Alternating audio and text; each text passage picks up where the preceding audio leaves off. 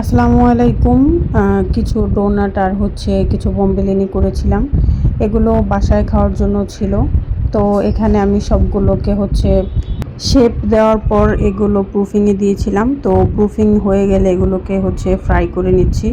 প্রথমে হচ্ছে বোম্বেলিনিগুলো ফ্রাই করে নিয়েছি। দেখেন কি সুন্দর কালার চলে আসছে। তো তারপর হচ্ছে যে ডোনাটগুলো ছিল, ডোনাটগুলো হচ্ছে এক এক করে ফ্রাই করে নিয়েছি।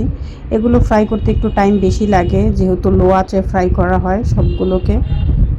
যেহেতু বাসায় খাওয়ার জন্য করা হয়েছিল, তো স্নো কোটিং করার আগেই অনেকগুলো খাওয়ার শেষ হয়ে গিয়েছিল।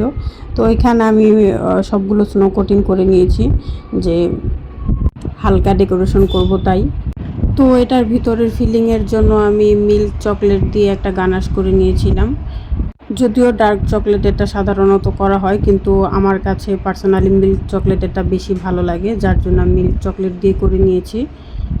আর এই কাজটা যদি শুধু পাইপিং ব্যাগ দিয়ে করা হয়, তাহলে পাইপিং ব্যাগের মাথাটা বাঁকা হয়ে যাওয়ার চান্স থাকে, যার জন্য আমি একটা নজেলের সাহায্যে করে নিয়েছি। তো এই তো সবগুলো হয়ে গেছে।